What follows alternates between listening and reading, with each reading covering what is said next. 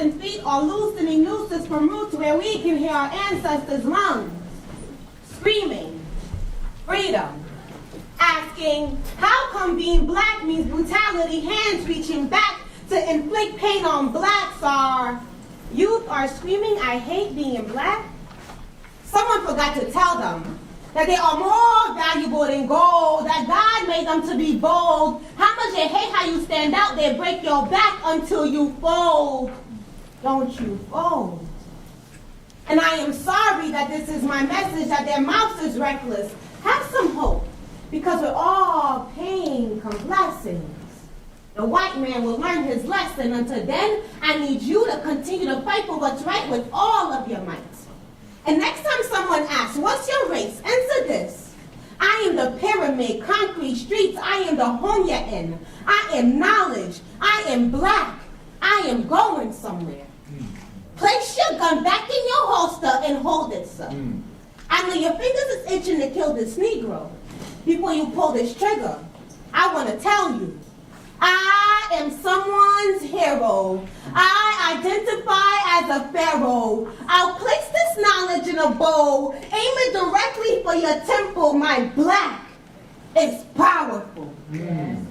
Somewhere your mother scream and check the veins of bystanders, screaming, why God, why my God? They're taking away our squads to play their game of fraud. Here let our youth play hopscotch, double dutch, no more dominoes in the park. The thugs are doing drive-bys. Don't want to leave your son in the dark. He may be the next innocent soul to be rest to death.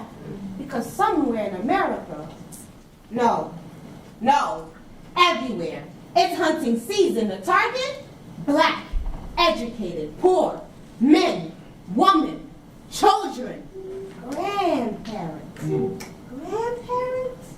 It don't matter, or meeting the sticks of abusive slave catchers. But somewhere there's dancing feet pounding concrete for rhythm. Somewhere dancing feet are loosening nooses from roots where we can hear our ancestors' lungs screaming, freedom!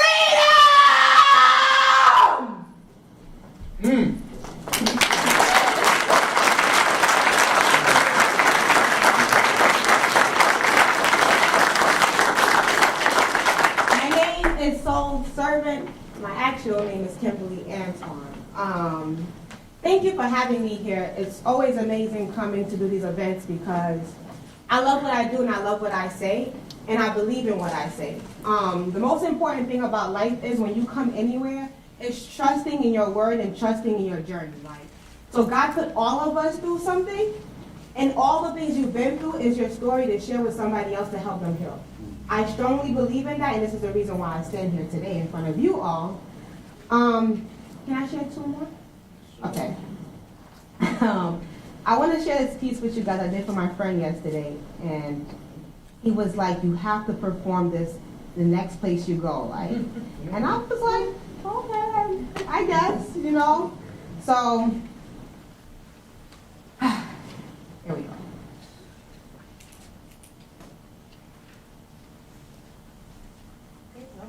Go.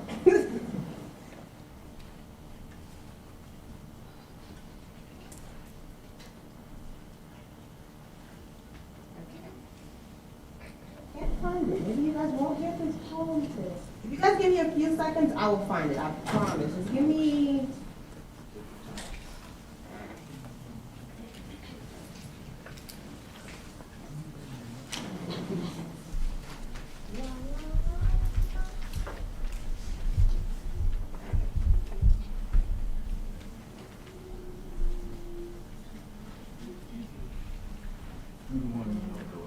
So do one right off the cuff. Yeah, I'm gonna do. Okay, so I'm gonna do this really old poem for you guys.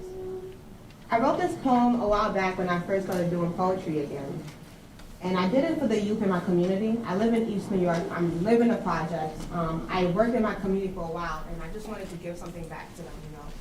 So it goes: elevate your soul, elevate your mind. Let's sit on cloud nine and lose time. introduce you to space. No point in keeping all this baggage in your face. Let's introduce you to a new lifestyle taste. Let your body create while your enemies hate. Society won't lift you, so you have to lift your own weight. You are not a product of this hate. Continue, my brothers, to elevate. Continue, my sister, to elevate. Continue to blossom under the sun ray. Be the image of the king and queen you used to be. Relate, my brothers and sisters, to your soul. Your ancestors reside deeper inside than your told. Hidden history has your mind blinded to your prophecy, has you begging for mercy, searching for a penny. It's time for change. Are you ready? Killing your own kind because you hate your own reflection. Now, what does that add up in the equation? They leave you in starvation and give you programs that's supposed to lead you in the right direction. It only keeps you under the system. Stop letting these blind men lead you when it's your own history they're using to mislead you. And you're called a fool and you get upset. How could you be called wise when you just sit on your behind and rest? It's hard work that got us kingdoms. It's wisdom that help us keep them. Now we're busy wearing Jordans, killing another Negro because his life is not important. Now our youth are caught up in our battles. We're teaching them materials of our world and we never taught them self-love and self-knowledge. And we wonder why our youth never blossom. We see the streets stitching their faces from young, corrupted by the system, and we're so close to saving none. We keep turning a blind eye, saying, what's wrong with this generation? I'm asking you, what happened to old folks raising the youth? What happened to teaching them old traits? What happened to passing down history? Now old men are running away, women bashing men, young guys raised hair and mane ain't shit, and young girls growing with hate. This cycle would never end. We are enslaving our souls and breeding more fools for them to control. So elevate your soul and free your mind, and let's be a new mankind.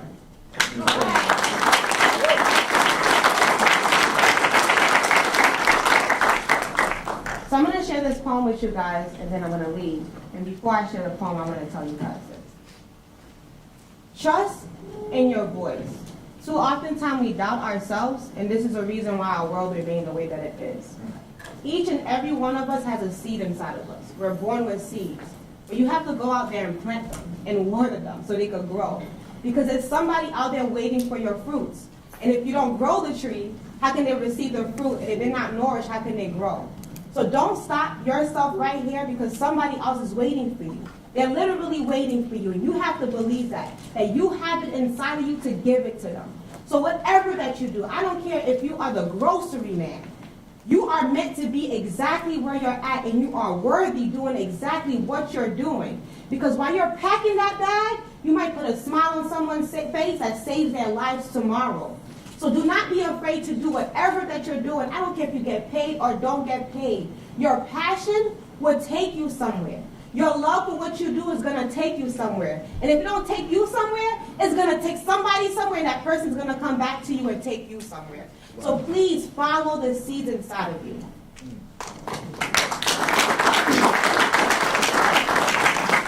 on this time, and it's God-like. You see this God-like? Clear path. Let's do this math. God's like. Love yourself. You are the light. I'm light. God's right. I am the light. I can't reflect. I just shine bright. Outshine small minds in search of God's might. I stand in front of this mic stand, spit my soul through this mic, man, spit God from my throat, man. Me and God be building bands. Spiritual souls gathering at his throne, asking God to help them with their plight. I promised them I would lead them to the promised land of man. They ask how? Because God lives right inside the soul and mind. Search deep inside. God is your birthright. Your birthright. God is everybody's birthright. And if you trust and you believe in God, and I'm not telling you what God to believe in. I'm saying trust in God in whichever way God speaks to you, because God is not religion. God is a faith that you practice. So practice your faith and believe in that, because your faith is your faith. So wherever you choose to go, you have to have trust, because trust, when you have faith, you're making a choice. So make the right choice and believe that you are making the right choice. Have a blessed day, and I hope you guys enjoy the rest of the day.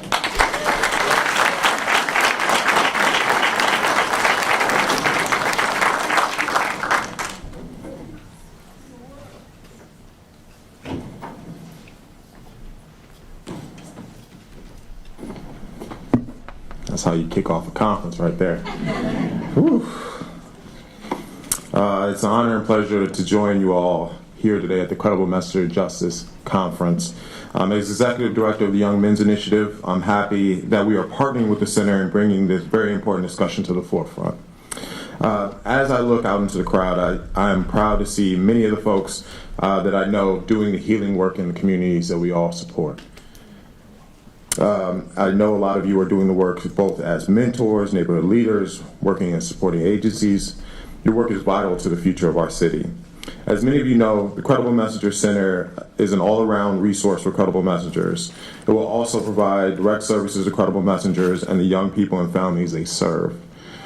At this seminal conference, we are partnering with several groups to host panels and breakout sessions throughout the day to support us all in continuing to deepen our understanding. And at this time, I want to extend a gracious thank you to all of our amazing partners.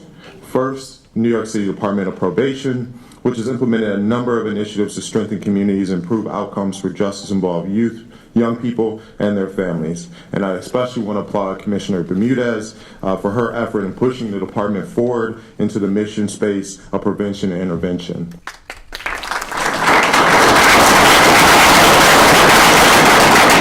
Next is a Community Connections for Youth, a visionary community-based organization with expertise in building community capacity for youth justice reform.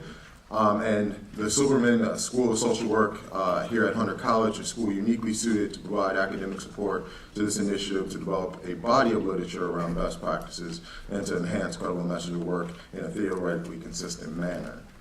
And now, before I introduce the opening speaker, I want to tell you a little bit about my organization, the Young Men's Initiative. YMI was created in 2011 to address many of the same issues that we're all encountering today daily. But more specifically, we work to address issues affecting young men of color in our fair city.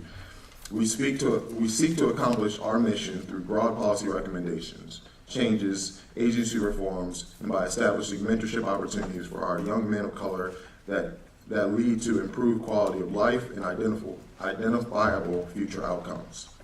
However, our work in impacting the lives of young men would not be possible without the critical work from our partners day in and day out. And I want to thank you all for being in this room today.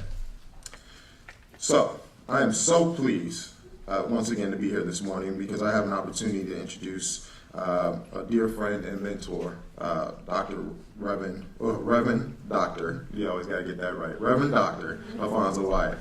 A graduate of Howard University, some say the real HU, Columbia's Teacher College, the Ackerman Institute for Family Therapy, Columbia's Institute for Nonprofit Management, and the New York Theological Seminary.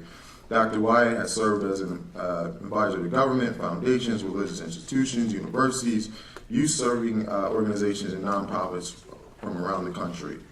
He is also the Vice President and Project Director of the Jericho Faith-Based Technical Assistance Project, where he has worked with over 3 generations of young people as an educator, counselor, program developer, administrator, mentor, and advocate. This man's got more jobs, I'm telling you. In addition, these duties and accolades, Dr. Wyatt is even an ordained minister and currently supports the staff at the Greater Allen Cathedral of New York. So without further ado, I'd like please bring up Reverend Wyatt to the stage.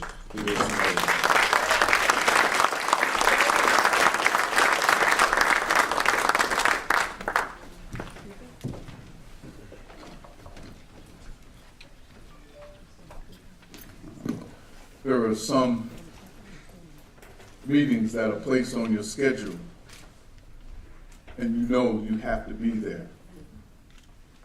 There are some meetings that are born in the womb of time, and it takes time to appear.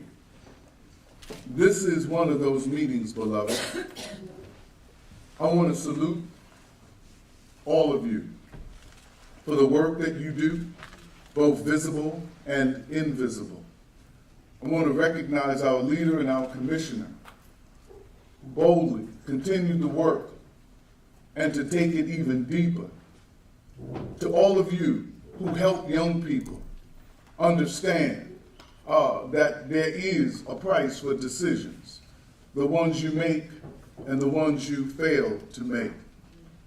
To the brothers and sisters who are on the ground, who are risking lives, interrupting violence. Some people say they give a lot for their jobs. You give more than anybody.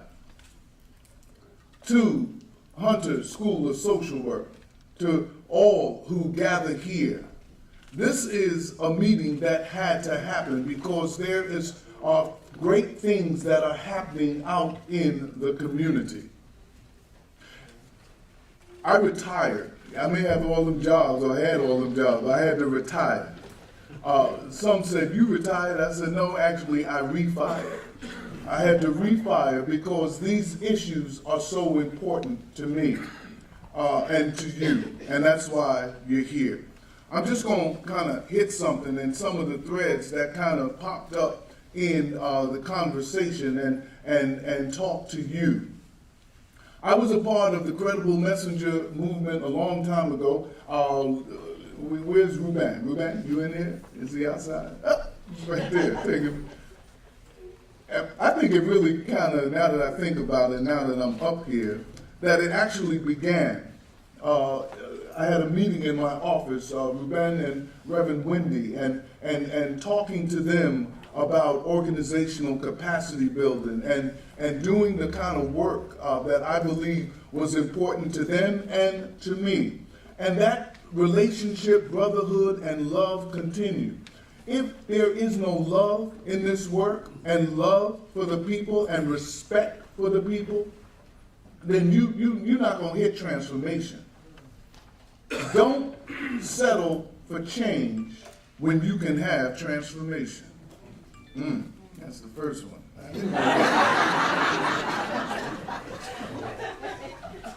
In order to change, in order to transform, rather, you must change. That's right, right? That's right. That's a truism. But all change does not lead to transformation. That's why we take 2 steps up and 3 steps back. That's why when I go into the institutions, Dr. DeRoe, I talk about hustling backwards. When you hustle backwards, you say one thing in your mind, but your behavior does another thing, and you actually are moving backwards while you think you are progressing forward. And that is a little dance step that can captivate, that can hold up folk, that can mess up folk, taking 2 steps up and 3 steps back. You're moving, but you're not going anywhere. Are you with me? Can I take it a little bit deeper? There is an entity that I call the mind hustler. I tell folk, beware of the mind hustler. The mind hustler comes to steal, rob, and destroy. The mind hustler is able to take your promise and turn it into a curse. The mind hustler brings darkness, doesn't want you to progress. The mind hustler is a whisperer. He won't talk to you while you're in here around all of these powerful people, but when you go to get yourself a little Danish, the mind hustler said, "Come on now. You in here, you should be really getting paid. You should do this and that." The mind hustler will speak to you at a weak moment to try to get you to do what you know you shouldn't do. Anybody know what I'm talking about? Or y'all looking at me like you're watching TV. Yeah. Now, some people think that the mind hustler only works with people that've been incarcerated. It's a lie in the morning and a lie in the afternoon and a bigger one at night. I don't want to get political, so I won't, but let me just say the mind hustler is busy. And I'll leave it there. Why are we here? I believe that this is probably and perhaps the greatest aggregation of people who care about these issues. We have elected officials. We have those who are in government. We have those from the Manhattan District Attorney's Office. We have scholars. I met a young man. I don't know where he's at. I told him I did a bid at Columbia. Where you at? Is he here? Yeah. And we got practitioners. We have a school principal of new transfer school that is going to open, the Judith K. school over there on 96th Street. What would happen, beloved, what would happen if we came together irrespective of funding streams?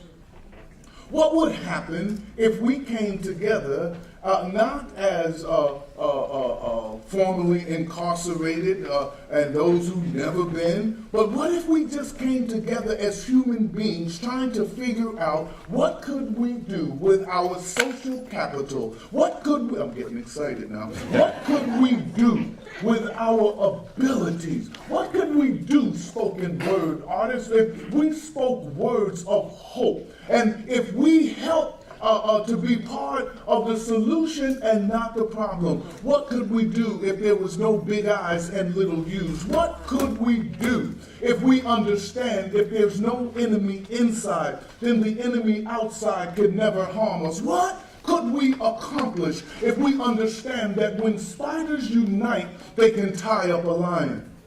I believe that we could take moving and turn it into a movement. I believe that as one of the premier cities on the face of this earth, that we could show unequivocally that people are people and that people deserve a second chance. And there's no one in here that has lived an unblemished life, that hasn't done something. I am a product, I know for sure, that had an officer look left instead of right, I don't know if I'd be standing here. You know, most people don't want to talk about that. They don't want to go down that street. They want to act like that there's a plague on somebody else's house. That, oh, the unfortunate, look at their zip code. What can you expect? Let me tell you what I expect. I expect us to be a society that treats people that have tried and turned their lives around to give opportunity to stay the same so they don't have to take this scarlet letter, this sign of whatever for the rest of their lives. Credible Messenger is a movement, beloved. But all movements have to have synergy. All movements must have something that propels and compels and propels. Do tell.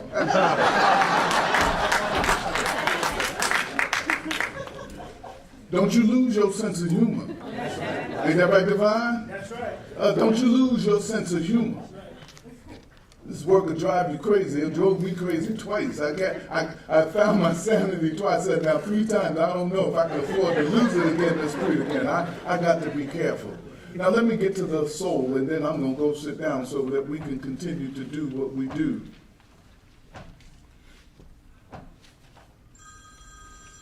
Is that for me? When there was a conversation about establishing arches, I was in one of the meetings. My job, Commissioner, was to sell this to probation. They figured he old, you know, he got a little bit of juice, we could trust him. But in the planning stage, when I heard about credible messengers, and that was my first time, Dotson, hearing about that term, that concept, but I immediately got it. And my words were, if we get credible messengers who are called out to help heal young people, young adults, and we're not dealing with their need to heal, then all we're doing is pimping them. I said it. Come on, snap me. Come on, I need a snap right there. I need something right there just to say, here. So, 6 years later, I was blessed to be the visionary behind the Institute for Transformative Mentoring. I want credible messengers to get a certificate from an institution that speaks to the world. Now, I've been around and I've seen movements come and go. I saw teen pregnancy come and go. I've seen homelessness come and go, AIDS, all of them horrific issues, things that make you cry, things that made sense. But I was prepared for this one. As long as this credible messenger light is on, we got to be on. I don't really have time to debate. There's some people that love to debate. Words are important, but sometimes they're just inflammatory words. Inflammation is no substitute for information. Got real quiet in here. When it get quiet in the house, I know that there's a live wire, Watla. I know that there's something going on. Yeah, if you don't turn your inflammation into information that moves the agenda, then all you're doing is getting your stuff off, sharing your opinion. So the Institute is about healing.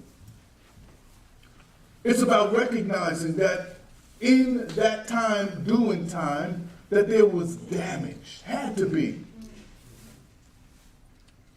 So transformation is what I'm about.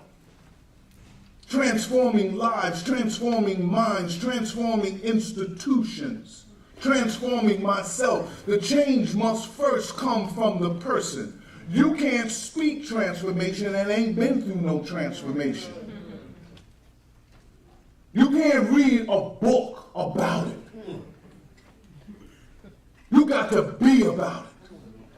You got to be willing to let your light shine. Don't turn down the dimmer switch. Don't get caught and lost in the past of what had happened was. You are fearfully and wonderfully made. And there is room out there. There's a need for you. Preliminary evaluations of Arches suggest that it's successful. That talking to credible messengers, talking to young people, it makes sense. In fact, it makes dollars and cents. Some people can't, if you can't relate, because I'm used to talking to some folk that can't relate to all of this. I said, well, you can relate to money, can't you? You can relate to saving money. You can relate to repurposing money. You can relate to taking money and use it rather than to lock people up. You can now use that money to hook people up. That's right.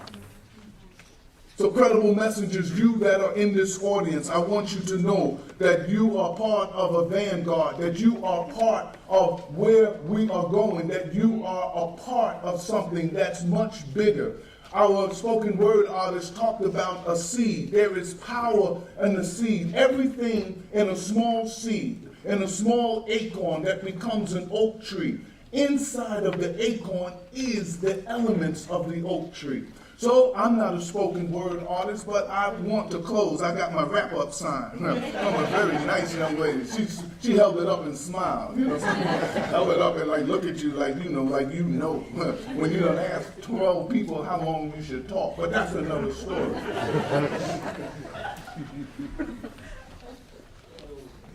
I want to give you a poem that was given to me in the 80s. Just came and visited. I was visited by the muse of creativity. The poem is The Enlightenment. Children of the light, heed this urgent call. Use thine power over darkness. Stumble, never fall. Illume dark corners in all hearts and minds. Share the precious flame, the tie that binds. Hatred is thine enemy, and ignorance another foe. So band together small flames wherever ye may go. There is strength in number. Remember, ye are light, and every flicker is a wound to darkness. This our eternal fight. Doses.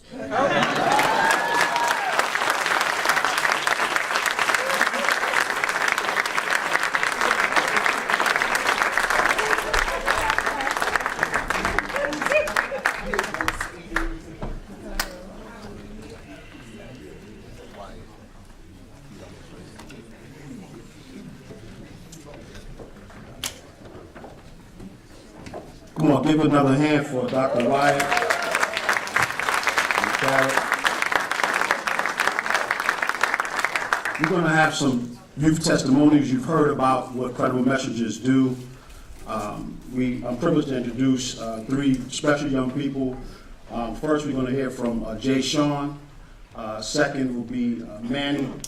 And the third voice you will hear speaking about the power of transformative mentoring will come from our dear sister, Makina. And who are you?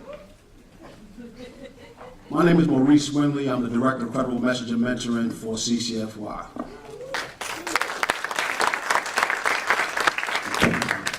Good morning, everybody. It's a little, it's back on my head. All right. Good morning, everybody. Good morning. All right. Well, I'm a little energetic. I'm just coming from upstate from a retreat, you know, my job and everything. So, a credible messenger. What's a credible messenger to me? It's a lifestyle. It's not a job.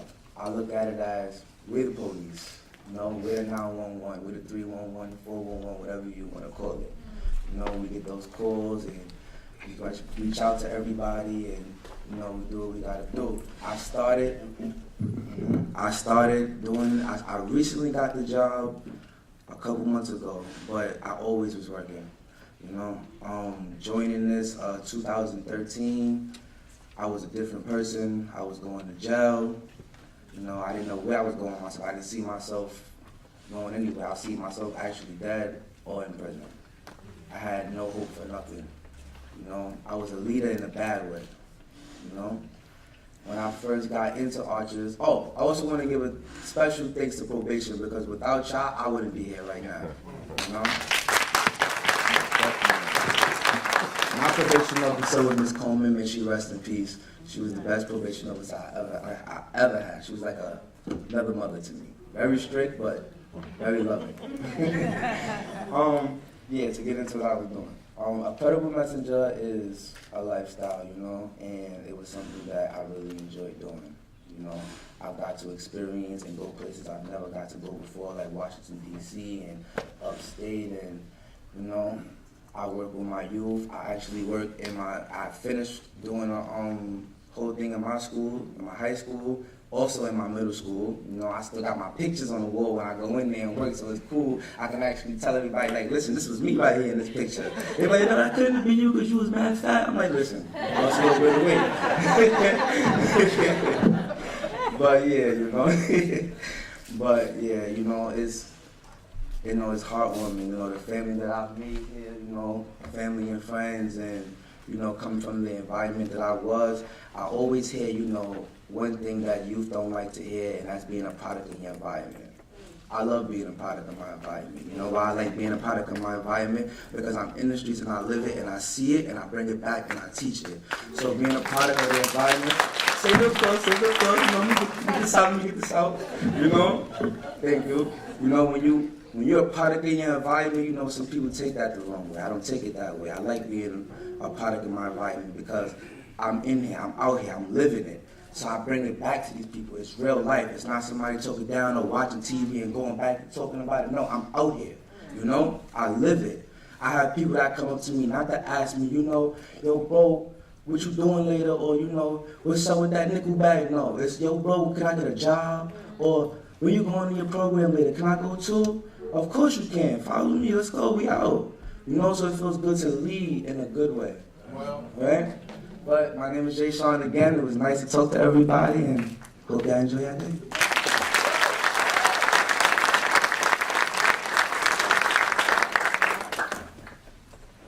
How you doing? I'm a little nervous. With family. Thank you. That's what I call you guys, family. Just like Jay Sean said, I give a special thanks to my probation officer, Coleman. May her soul rest in peace. Well, I'm from Harlem. My name is Manny, Motivated Manny, and everything I do is for a cause. Everything happens for a reason. I'm the oldest of three. I was a product of my environment as well. I was the trauma, I was the drama, and now I'm the cure, I'm the success.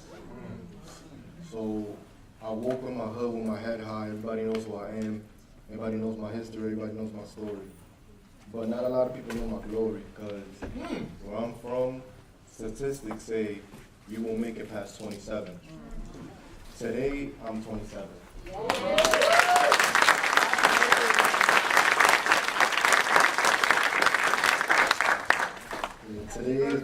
Thank you. Today's my birthday, I'm 27.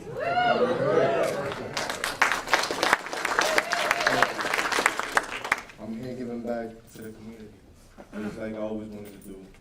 When I was young, I didn't have someone there for me. I was raised in the system, like I said, oldest of 3. A brother with autism, a younger brother that needed attention, and I was being selfish to my mom.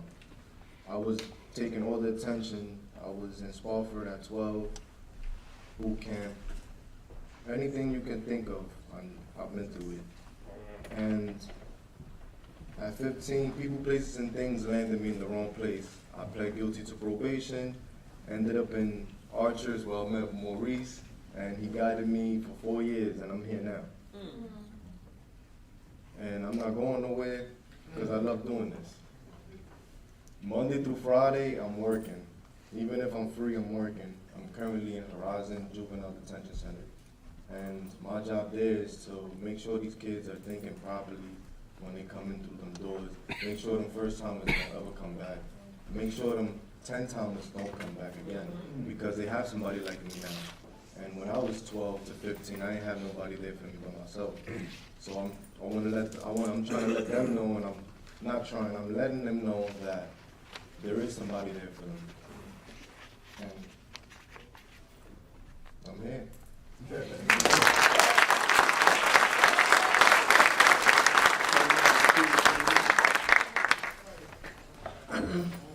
Good morning, everybody. How you feeling? I just want to take a moment and thank God for this moment, because I never pictured myself being up here. I'm a 2013 Archers graduate. I was supposed to have been starting 4As, but it's like everything's about timing, and my timing was last year. I started the 4As program. Maurice Ruben decided to hire me for the 4As program, and I really want y'all to know that I appreciate that.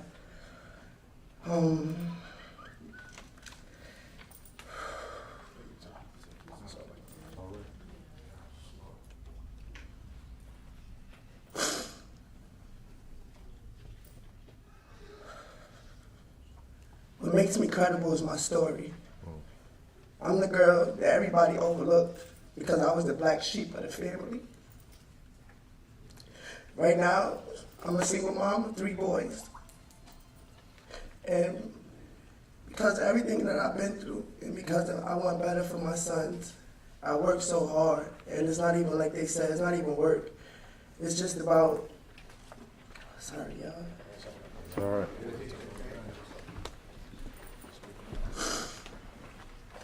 It's not work. Like, I'm tired of our people hurting. I'm tired of our kids going to jail. I don't want my sons to go to jail.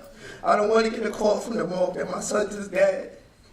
And I just feel like that we all need to come together and make this movement happen and go all the way with it. Because at the end of the day, like they shared, it's someone waiting for me. You understand? It's someone waiting for my story. And I refuse to keep going on without sharing my story. So it's like, I had a friend who killed herself August 31st, 2015, my dad's birthday. First day of college for me, everything. And it's just like, I wish my friend would have called me, you know? She left behind 5 kids. And it's like, why you didn't call me? You understand? We share the same pain, we share the same struggle. Like, just call. And people need to understand, like, instead of just trying to downplay each other or come at each other or say, oh, because this kid went through this or this kid went through that, they ain't never going to make it, they ain't never going to be nothing. You need to be more supportive. You understand what I'm saying? Like, and I just really appreciate this movement and being in here. Like, you don't understand how much this means to me. Like, it's just like, I just thank God. Like, I just thank God. Like, because I feel like I'm here to save lives. Like, you know what I'm saying? Like, that's what I was doing this thing for.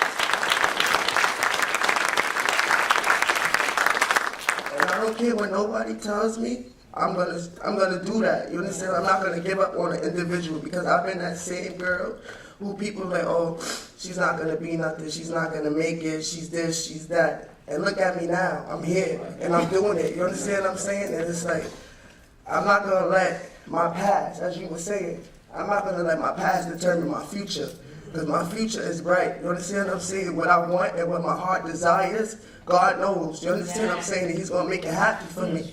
And I just wanna tell everybody in this room that I appreciate y'all, and I'm thankful for this moment. Like, I'm really thankful for this moment and to be a part of such a great family and such a great team. Like, I'm not gonna let y'all down, you understand? I'm not gonna let myself down, I'm not gonna let my kids down, I'm not gonna let God down. Like, this is my time. Like, I really have to do what I have to do to save these lives and keep our kids off the streets. Like, God.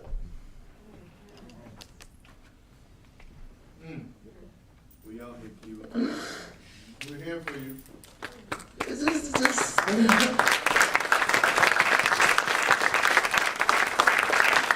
Come on, let's give these young people a hand. Come on, let's give them a hand.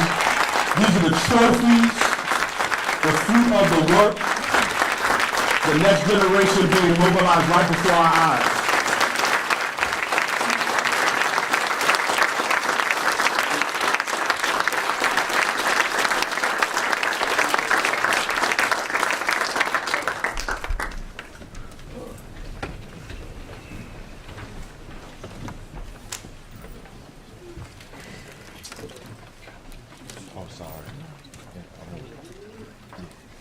Good morning again, everybody. Good morning. Good morning.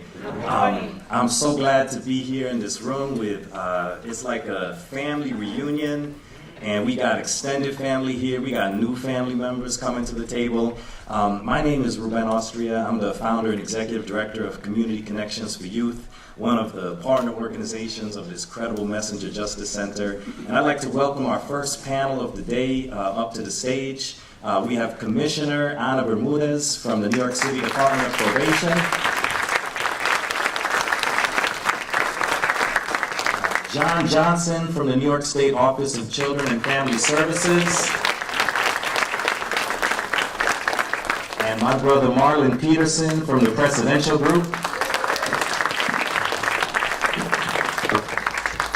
And so as our distinguished panelists take the stage, I just want to reflect briefly on what we're doing here. Why credible messengers? Why a partnership between the juvenile justice agency, an academic institution, and a grassroots community organization? And I think this work that we're doing here today is righting some of the historical wrongs that have led us to the place that we're at. It was about 20 years ago, a little over 20 years ago, when a criminologist by the name of John DiIulio warned the nation about a coming wave of juvenile super predators in 1995. And he said, these kids that are coming of age now are going to be so bad that they're without redemption. All we can do is build more jail cells. And this criminologist wrote that, he said, at the core, the problem is that most inner city children grow up surrounded by adults who are themselves deviant, delinquent, and criminal. And wrote off the young people, wrote off their families, wrote off their communities. But this academician, right, who was very influential at the time, influenced government, and people began to pass all these laws to build juvenile prisons, try young people as adults, and basically sentence an entire generation to a cycle of incarceration. And yet, even as this thing was happening, there were men and women in prison, formerly incarcerated, men like Eddie Ellis, men like Dr. Divine Pryor, who's with us today, T. Haywood, people who even from the inside of a prison cell were saying, when I go home to the same communities that they've written off, I've got to intervene in the lives of young people. I've got to save this next generation from going what I've gone through. And we're here today and so excited to be here today because 25 years after that, we're seeing a reversal of the trend that had happened when government and academia and the media conspired to paint a whole generation of black and brown children as beyond redemption. And instead we're seeing now that government and academics and community organizations are coming together to say, no, the answer is actually in the credible messenger. I saw the answer to this when I came back to New York City. I had run away. I had spent 6 years upstate. but not in a prison cell. I was at Cornell University, and I was trying to get away from the violence and the scourge of the crack epidemic here in New York. I never wanted to come back to the city. I was dreaming of the suburbs. I was thinking of something different. But it was while I was upstate at Cornell that I started to realize that the majority of the young people from neighborhoods like mine were not going upstate for an Ivy League education, but they were going upstate to populate the prison economies of rural New York. I was in Ithaca, New York at Cornell University, but my own peers who grew up a few blocks from me, people like the Central Park Five, were over in the Tryon Juvenile Detention Center, were going on into adult prisons, and started to realize that, wow, myself, somebody with educational privilege, the child of a Filipino father and a white mother, that even everybody thinks I'm Puerto Rican. You thought I was Puerto Rican? You did, right? If I had $1, if everybody thought I was Puerto Rican, I wouldn't even need to fundraise. So if you thought that, make a $1 donation to CCFY and we'll be good. But I started to realize while I was upstate that somebody like myself had been given so many advantages and privileges, while Black and Latino young people from the same neighborhoods were winding up in the prison economy. But when I came back to New York in 1998 and I started to work in a grassroots community organization where I met Dr. Wyatt, and it was part of a program that had been inspired by something that had happened in Dorchester, Massachusetts, where because the clergy had gone out and started to work with young people in gangs, there had been no juvenile homicides for 3 years.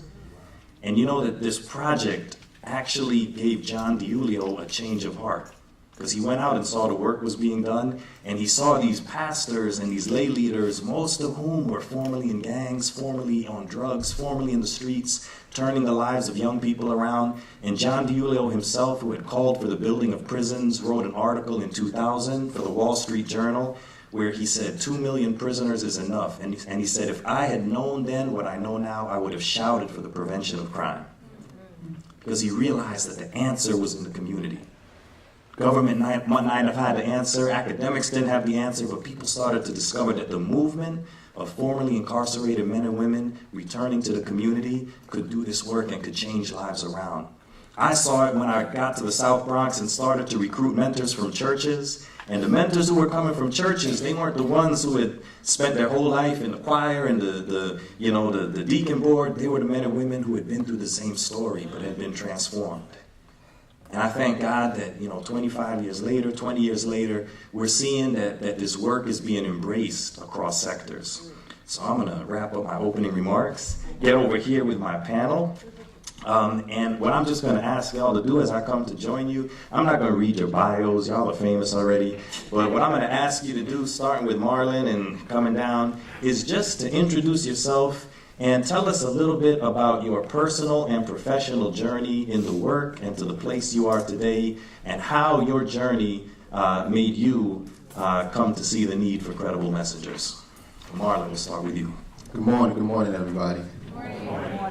Thanks for allowing me to be in this space. It's always a privilege to be in front of folks. So in terms of personal journey, I should say I think the journey is still our journey. Right? I don't think the journey has reached the pinnacle and I'm like, well, I've made it now, I'm good. I think the journey is still in progress. So I'm currently, the presidential groups of social justice consultancy, as well as have a podcast out that highlights the journeys of success of people who have spent time in jails and prisons. And I get to do a lot of this stuff, thankfully, on not only within the New York City space, but also in different parts of the country. Even this is my second home, which is Trinidad and the Caribbean, and I'm thankful for that. So similar to the folks, I want to give I really want to shout out to the folks the young folks that gave the testimonials. I think that's the most important part of the conversation. It's just like to hear the experience of the folks who right now, not only doing the work, but I think are really at the place of experiencing the transformation right now, and as in the moment of experiencing the transformation, they're imparting it onto other folks and paying it forward. So that's dope. Many folks know. So I'm somebody who spent a lot of time inside as well. I went to prison at 19, came home at 30 for very violent crime, and I've been home 7 years now, thankfully. You're speaking about folks who, credible messengers, and that term, And as you mentioned, Brother Eddie Ellis, and seeing Divine in the audience, me, Divine, we still got to work on that project. But you know, somebody like Eddie Ellis, he's not the only person, but for me, he was a very important person, sort of like understanding that there was life and hope beyond the cells that I was in. And I remember like I was in Greenhaven, maybe like 3-4 years into the sentence, and you know, I walked into my cell and my radio wasn't working. How much time I got here? Like 5 minutes? Okay, all right. Really good. So, you know, I walked to my cell and, you know, my Super 3 radio is what we had inside. And the signal's not so good, but I hear this kind of like raspy voice on the radio. It's like, you know, WBA out and down. And I ain't too sure what it is, but the voice kind of attracted me. And then I listened more to, he was talking about prison stuff, and I had at that time never really heard of a radio station based in New York City, like dealing with people who were formerly incarcerated, like running the radio station. There were other stations upstate where people who weren't formerly incarcerated running the stations, but this one was. And periodically, you know, every week then I started listening to the program and then hearing the guests on the show. And then when I was finally released, you know, I got to meet him, and at the time I was running a youth program in Brooklyn. And I was mentoring a kid, and I kind of like reached out and I was like, hey, can I just bring him up to the radio stations? You know, like to take the kid out on a Saturday morning. And Eddie's like, hey, yeah, come up to the radio station. And I brought the kid up there, and the little kid got to interact with Eddie Ellis. I got to interact with Eddie Ellis. And I can't sort of like minimize the importance of that moment and moments like that where folks continually pay it forward.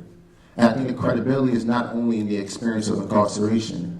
The credibility lies in the understanding and the insight of the experience of incarceration.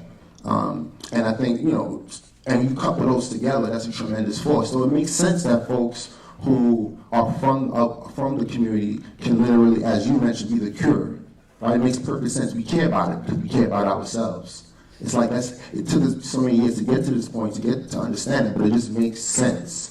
We are the cure because that is of our body. The community is of our body. We are a product of it. So without a doubt, we would care about it and be able to have some of the different ways and initiatives and strategies and methods to impart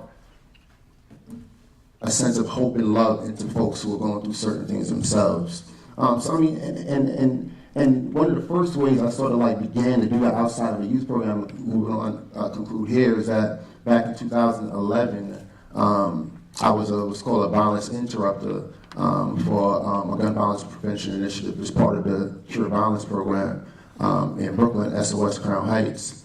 And you know, I'm from Crown Heights, so I got to be in the community, interacting with folks and mediating conflicts on the street level from the neighborhood that I grew up in.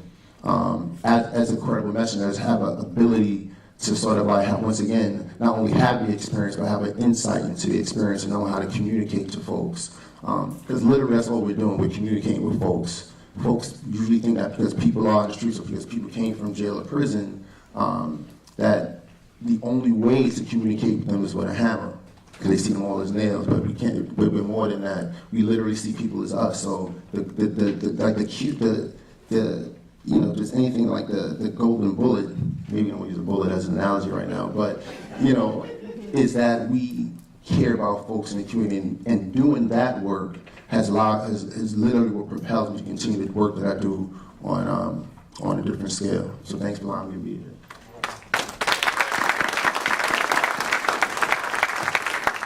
So we could jointly fund this movement, because if I had $1 for any time anyone has insulted me by saying you don't look Puerto Rican, I'd be funding this too. So that being said, I'm a recovering lawyer and used to practice in family court. You know, I've always worked with young people and young adults in the system. And I went from being a lawyer to working, you know, I guess for lack of a better word, with programs. So that because the world, you know, in the legal field tends to look at things as one or another, and there's like, it happened or it didn't happen. There's some truth to be found, and the world is gray. And especially among teenagers, the world is very gray, and young adults. And so it seemed that there would be better time spent, as well as, you know, things to do. I was very much, I think I'm an educator by application, and so we needed to see involvement in the system as a moment for reflection and growth, and not a moment of judgment. And so that's what propelled me to a lot of the work that I've done. I spent 10 years at Cases. I co-ran a school for young people coming out of detention, juvenile detention at the time, and Rikers. And I was basically, all I know, I was taught by the people I worked with and for, quite honestly, because, like I said, it's all a growth process. I've been at the Department of Probation for 6 years, and have been trying to blend my prior history with my current job, and trying to borrow from all worlds, and everybody. Everybody who knows me knows that I, lend, borrow, and steal, any good ideas that are out there, especially on behalf of our young people. Because ultimately, what Makiba said is the crux of at least my philosophy. You can never give up on anyone at any time. And in fact, at probation, there is no such thing, at least when people bring to me, we've tried everything. Oh, no, you haven't. And yes, there may be rules and all that stuff about things we have to do by statute or whatnot, but that doesn't mean we give up on anybody. And so in the work that I've done, mentoring was always there, right, as a best practice, or as a, but the more I tried to engage in that world, for young people in the justice system, the more it was just didn't fit that quote-unquote model that existed, just didn't fit, because what we needed from each other was so much more than, once a week, a couple hours, and, no more, no less, and if you didn't show up, well, he clearly doesn't want it, so, and so that to me, like, there was always as a sidetrack, to my work, a quest to find the right connections and the right, like the Reverend said, transformation was really important, but it had to go both ways. The transformation was just not one way, and so that's kind of what brought me to this this particular aspect of our work, and I'm looking forward to building it, growing it, championing it for the rest of my life.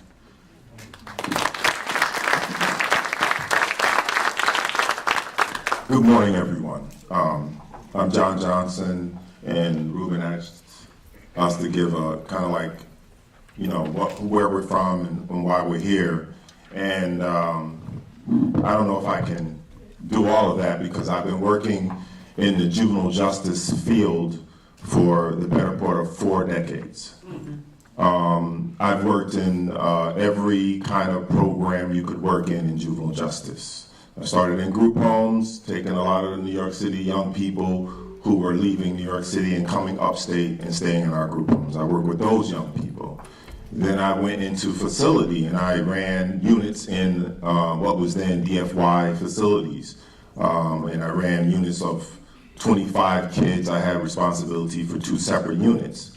And all of those young people were kids of New York City.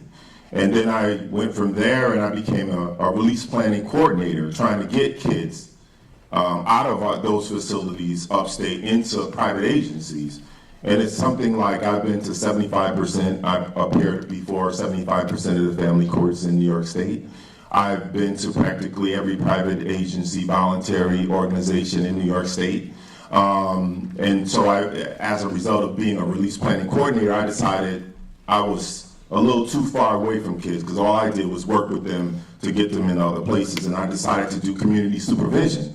So I transferred to be one of the aftercare workers for Office of Children and Family Services. Maybe some people in here would know what that term is. It's very similar to probation or parole, but it's from DFY/OCFS. So we supervise young people in the community, and if they don't do what they need to, we were able to return them to our locked facilities. But if they do what they need to and they stay in the community, which was always our goal, and my goal particularly, they could go on with the rest of their life. And so then I also decided I would try to supervise. So I supervised regional office upstate from just beyond Hudson, just below Hudson, all the way up to the Canadian border, bordering the Hudson River. So I had 15 counties, a large area, all young people, placed with OCFS. We had the responsibility of supervising my office that I oversaw. And I did that for a while, but people challenged me because I was fussing always around. I feel like I know what kids need to keep them successful in the community, and people aren't doing it, and I don't understand why people are so far off from where I think they need to be, because all it is about is giving kids some knowledge and education if they come to one of our facilities, and returning them to the reality of their home, helping them link up with young people or people who have been where they've been, link up with those people to keep them in the community and navigate systems where they live, because that's the main purpose, right?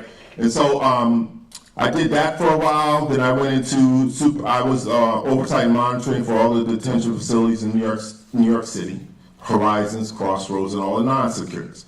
And then from there, I said, I need to impact more, right? I need to impact this system, because the system is there. I know we talk about what we need to do, but we have to understand that there is a juvenile justice system in New York State that still exists, right? So I decided to throw my hat in the ring to become a director or a policy maker for Office of Children and Family Services. So that's what I'm doing right now. I oversee funding for all of our CMSOs, which are regional offices throughout New York State. I oversee the funding of community support for funding for them to get services for young people who come out of our facilities. I also oversee a program called Supervision and Treatment Services for Juveniles, and that helps probation, DSS, provide community services for young people who come out of home placements and OCFS facilities. And so the reason why I'm here is because while I was an aftercare worker, I had a program, and I met Ruben. It was just kind of like fate, or I don't know what it was, because I'm a true believer in helping. If you're the closest to the problem, you're usually closest to the solution, right? And so I met him in the Bronx, because I never sat still. I don't now even. But I was in the Bronx trying to get some services for a young person. I ran into him at the family court, and he started telling me what he planned to do. And what he just described to you is exactly what he said to me on the corner right by the Bronx family court. He sat there and said, this is what we had just met each other that day. And it's that once I left there, I started a program in our office. It was Credible Messenger, but it wasn't that title. I had folks that were coming from the Albany area who were linked in our office. And so I began to realize that there was some impact and there was some success associated with getting young people to understand that there's help. I would always tell them, you know what, if you could do better, use your help around you. And they're like, Mr. Johnson, what help are you talking about? And then I started to realize that there is those young people in the community, because by that time I figured I couldn't call myself a young person anymore. All right? So there are those young people. I was seeing them. I was seeing the commitment. I was seeing the heart. I was seeing the courage. I was seeing the intelligence in the community, right? And so I was saying, we need to link up our young people, who I see as smart and intelligent, with these other folks who've been through something. And so I began to do that. I did it for almost 15 years, helping to get that program running. And lo and behold, this part came up, and this particular program came up, and I feel like this is our next move in the Office of Children and Family Services, if I have anything to do with it. I'm only one man in a large organization, but as far as our programs, I feel like this is a great opportunity for us. All right.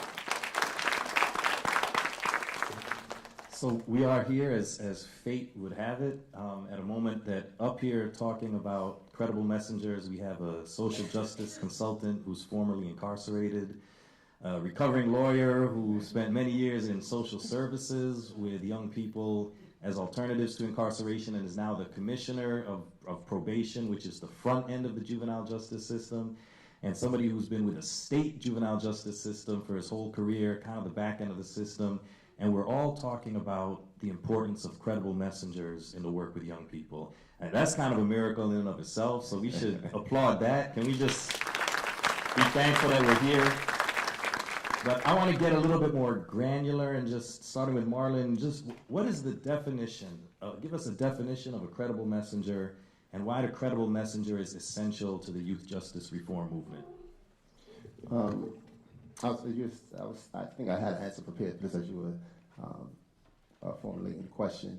I think about credible messenger, and I said having insight into the experience of incarceration or street life, all those sort of things, and sort of like being more nuanced or more specific about it. I think, understanding like many of the social and like racial dynamics that sort of affect why things happen in certain communities is also part of like the credible messenger. What makes a credible messenger, along with the experience of being involved in activities in the street that's counterproductive or being incarcerated. And I think about people who would know. Think about someone like, let's say, a Harriet Tubman, right? And I'm bringing her into the conversation because she was literally what we can think is go far back and think about of a credible messenger, right? Her role as somebody who was formerly enslaved was somebody who would go back because she understood the experience of people who were enslaved, the mindset of the enslaved mindset, and would sort of like pull people out mentally as well as physically, bring people out of that experience. And kind of like move that forward now, so we're thinking about folks who are formerly incarcerated, formerly enslaved. If you understand, it's like pretty much the same thing, right? I think that's what the new Jim Crow is all about. We have folks who are now in the same space, formerly incarcerated or formerly involved with street activities, who understand the mindset, understand the racial and social dynamics of that experience, and are now pulling people out of that space. That's literally what I believe is the definition of a credible messenger. So like when we were in the street, I see Beloved here in the room, when we were in the streets, as a violence interrupter, we weren't like telling people like, you need to stop being a gang, you need to stop doing this. We were like really just first of all, learning about them and just sort of communicating that we understand like what's happening right now. And that it's literally because we understand that and because we were there, and sometimes we still go back there every once in a blue, being honest about that we know kind of like how to draw them out of that.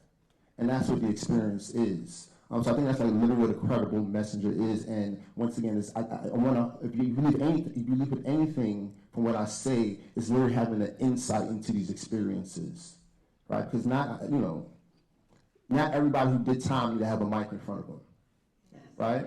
And because not everyone has, it takes time to get to that, to have that insight, right? And because that's really the worst thing I can say is somebody, and this is me going up a little bit off cue, but like, I work for myself so I can say this sort of stuff, is that I always wanted this opportunity in life. Is that, we want to be careful for those of us who run programs or for those who are in these programs, not to attribute our complete and whole success to our program, right? We want to be able to be thinking about that these programs provided tools, a space, and an opportunity for us to see for us to develop what we already had within us. Right? The credibility is in us. Nobody gives it to us. It's in us. Right? So for those of us, I'm sure you can pick up on what I'm talking about, but I think that's at the core of it, because we don't want to sort of like create a continual sense of dependency on something else to help us. It is within us, along with the support from these programs and initiatives that are with us. So I just sort of think, I just want to go a little bit off the actual question, but I definitely think that, if you want to think about a credible messenger, think about Harriet Tubman. All right, so jumping way over to the other end of the spectrum, Anna, you're at the Department of Probation, and what was it that made the Department of Probation decide to embrace credible messengers as a strategy for youth justice reform? So this was a group effort, if I may. Oh, look, right on cue, Clinton Lacey's coming in. Because this was Clinton Lacey, who's now the director of DYRS in DC, was the deputy commissioner for adult operations at the time. I was the deputy commissioner when we truly embarked on this, deputy commissioner for juvenile services. And Vinny Schiraldi was the commissioner. And frankly, all of us believed in this, from the get-go. I don't remember specifically the C, but Clinton might be able to tell us later. But we were all looking for ways in which in each of our units, in each of our work, we could bring in a strong, at the time we were thinking it more narrowly, mentoring, component. And then all the ideas evolved, working with Dr. Wyatt, working with all sorts of people. But ultimately, it boils down to the fact that we all believe in the principles of youth development, all right? And that tells us that every single person in this life, especially when they're young and teenagers in particular, because they're separating from their families, there's a lot of push in juvenile justice in particular to work with the families, which is very important. But the young people told us over and over again, and research bears this out too, that they need people outside of their family units to really guide them, because they have to talk about stuff that they're not going to be comfortable talking to their families about. And that's okay. And that's important. That's necessary, right? And so having a caring and trusting and transformational, as we develop this relationship with an adult, is critical to anybody's success. We all had it in some way, shape, or form. Our coaches, a teacher, right?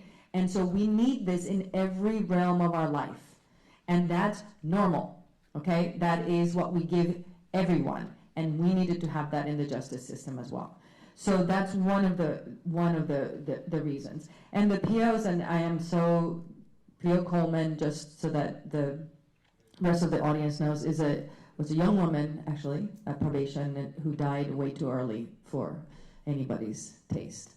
And she was, as you described her, very firm and very strict, but very loving. And so that is another piece of this, that as good as P.O. Coleman was, and as good as a lot of our probation officers are, balancing that, intensity of love and rules, that's also not enough, okay? And we have to accept that. The role of the probation officer is limited by time and by certain rules and laws and etc. And young people need that also person outside of probation, as good as a probation officer may be, to continue to process this stuff, to process so many things that are happening in their lives, with their families, with the legal system, with themselves, etc. Right? Because the other thing we forget is that in these systems, when young people need help or older people need help, it's like, oh, we'll refer them to counseling, to therapy. Nah.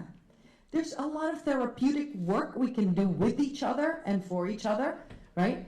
When we approach it in a non-judgmental, as you well said, and from an insight perspective, because that's the other piece. The people who are credible messengers is not just the shared experience, because I've seen it happen way too many times, like, well, I did it, so can you. What's wrong with you? When then they don't do it. Because we all struggle. It's one step forward, two steps back. And that mind hustler, my God, the A is very powerful, right? And what happens is that people react to what they see and forget the mind hustler, and they're like, what's wrong with you? You were moving forward. What's happening, right? And so that understanding, that insight is critical. And like I said before, the traditional, mentoring, program models or whatever, did not work within our system. And last but not least, the philosophy of the department is critical to this, in that, to borrow all the young people who spoke before, we do not give up on anybody. It has to be one size fits one. It has to be about the person. We don't lose perspective, meaning we honor people's humanity no matter what. So we don't give up on anybody. I'm gonna steal a Motivated Manny from you, that we want to create a space and opportunity to have people find their glory and go beyond their story, okay? Because that is critical. We call it the new now, in fact, and that we want to create a new now with people as they come onto probation. And finally, because there has to be pride in being the product of your environment, people come and exist within communities.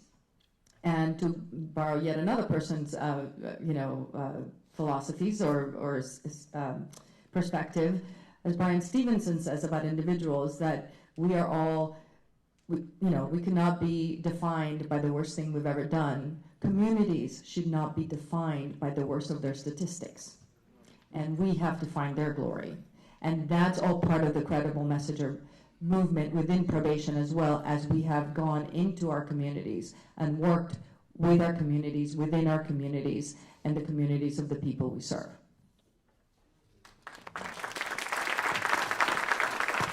So, John, I'm going to ask you the same question. You've been in OCFS for many years, and when I came into work, OCFS, they were villainized for those statistics, right? We found out 81% of the girls, 89% of the boys going back into the system, abuse in the facilities. In recent years, OCFS has kind of gone through investing in more of those therapeutic and evidence-based services. And from what I understand now, OCFS is even embracing credible messengers as a strategy. And can you tell me a little bit about why you're making that shift? As you have highlighted, and I personally lived through all of those transformations in our agency, but there are a lot of folks in our agency right now, starting from our upper level administration right down throughout, who are trying to be innovative and reimagine the ways that we're working with young people. There have been a lot of focus on providing enough funding to our agency to deal with the young people who have presented the most challenges, but who have futures as well. And so one of the things that we're trying to do in the community, right, in our community regional offices, is to realize that our numbers, while juvenile justice numbers for young people who are placed in OCFS facility, even in voluntary agencies, have gone down. The reality is a lot of those young people who still remain in the system are kids of color. Brown and black kids are still in the system. And we're like, well, what is the actual root of that? Where do we go with that? And so we just want to be innovative. And I know that many of our administrators came and visited with you, Ruben, and they saw how transforming your program has been for young people in New York City. And so our desire was to try to see if we can get something like that done in the upstate part of our state. And so we've started a credible messenger program in our central New York area, which is our Syracuse, New York area. And then we started one in the capital region, which is our Albany, New York area. We started those two programs to see how they go. And for us in the system, I think credible messaging is important because we hope that it's something that can intervene in what we see as a situation where young people of color have been languishing in our system much too long and not getting the right kind of success that they need. And we're going to try to see if this works. But it is a system. There are expectations, and a lot of our focus is you have to justify your money by what product you produce, right? So if your data doesn't show that folks are working with these young people, and these young people aren't going back into the system, that's how we continue to keep the funding going. And so our focus is on trying to make sure that all of our credible messengers understand that while we want you to connect with our young people, we want you to do what's necessary for our young people, we also want you to understand that this is work. Right? This is important work, this is necessary work, and it's not to be frivolous, right? That these young people's lives are important. And so when you do this work, do it with a mindset that I'm going to impact that young person's their life. And so what we're doing upstate is we're working with our folks in Syracuse. I just want to give a shout out to that area. I don't know if you have, Ruben, but when we talk about statistics, right? About 2.5 years ago, there was a gentleman that I work with through Annie Casey, because I am the JEI state coordinator for New York State, and I work with this other young person. He's younger than me, like in his 30s, and he was talking to me about, I need to do something different. I need to do something. We're still having problems in Syracuse. I need to do something different, John. Not even, I wasn't really up on credible messengers at that time. I just said, look, you need to get into the community. You need to hook up with community providers, people who know these kids, people who know where they go, their avenues they live on, the avenues they hang out on. You need to connect with them. And I was encouraging. He was like, I don't know if I can do this because many people, they frown on that, right? And I said, well, if you try it, maybe it'll work. I will support your effort. I didn't expect him to do it, but he was able to convince his county legislator to give him $500,000. And he took that $500,000 and gave the majority to 4 different private agencies in his area. And you know, I knew it took a lot of courage for him. And I'll just say this, I met with each one of those programs, and I said to them this. I said, we encourage this young man to take a leap of faith and to believe in you. It is your responsibility to take what you've been given and make it big. It's all in what you do with those young people. Every time you meet with a young person, you should understand that's important. It's not frivolous. It's not something to just be taken as, oh, I'm just going to deal with war stories. This is about changing people's lives. And so I told each and every one of them and got commitment from them. I don't know if they're going to honor it, but got commitment from them that they're going to work and work beyond work to get this work done. So I just want to let that be known, and I'll be quiet now. All right. So we're at this exciting place in time, right, where city juvenile justice systems are embracing credible messengers and funding it. Mm-hmm. State is embracing it and funding it. Academics are looking at it. Well, I don't know about juvenile justice yet. Well, we will see, right? We'll see. Yes. Well, I'll talk about that later then. I wish. I think there's a danger and a temptation in believing that because it's becoming a thing now, that somehow we invented it or it started here, and every place I've gone to, I've seen that there is a credible messenger movement, whether they call it that or not. That's not birthed in government, it's not birthed in academia, it's birthed in street corners and churches and jail cells and mosques and people who even before funding, before recognition, are taking it upon themselves as a calling to do this work. And so, Marlon, I'm just wondering if you could just tell us a little bit about what history do we need to know about the credible messenger movement that predates the current movement, and what do we need to do in terms of just being able to honor that legacy and, like you said in your last statement, not turn it into a thing where we say, yeah, this is now the program and that's it. But what history do we have to honor in this movement? I went to Harriet Tubman before, I think. But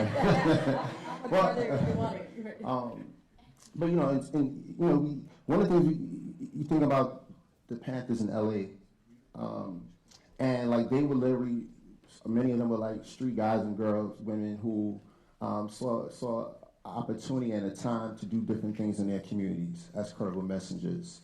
And one of the things we have out of it now are like, it's institutionalized is, the food program in schools. So to sort of think about like the power of the idea and of the people from the community to affect change not only on a local level, but on a national level as well. So I think that's some of the historical context. I mean, outside of Harriet, ironically starts with a black woman. But like, I think that, in the modern era of thinking about the credible messenger, where we have come from, these things were happening in jail cells, right? There were folks inside who didn't have a title, who there was no training, there wasn't a cure of violence, there wasn't there weren't these things inside of prison, but they were definitely credible messengers. In fact, I mentioned a podcast, and I get to speak with folks whom I know, some I don't know that well, but many of them speak about, well, there was that woman or there was that guy who had said this thing to them while they were inside and showed them a different sort of experience and exposed them to this sort of thing to look into. Like, these things were happening before there was money put to it, before there was titles put to it. And thankfully, the folks who are in those spaces, in those cells, who are now able to sort of now get funding for it now and implement programs in their own sort of like experiential ways. I think about a person who works, I think, with one of the Neon programs in Harlem. You know him as Thomas Porter, I know him as A-Rocks. Tab, all right, I know that's his email. And when I think about him, like we were with each other inside, and his background is not a clean background, just like many of ours. But I remember, interesting, I'm tell you the story, we'll move on. We had started, now, about how our lives might go together. There's a program that me and a couple other guys, including A-Rock, started.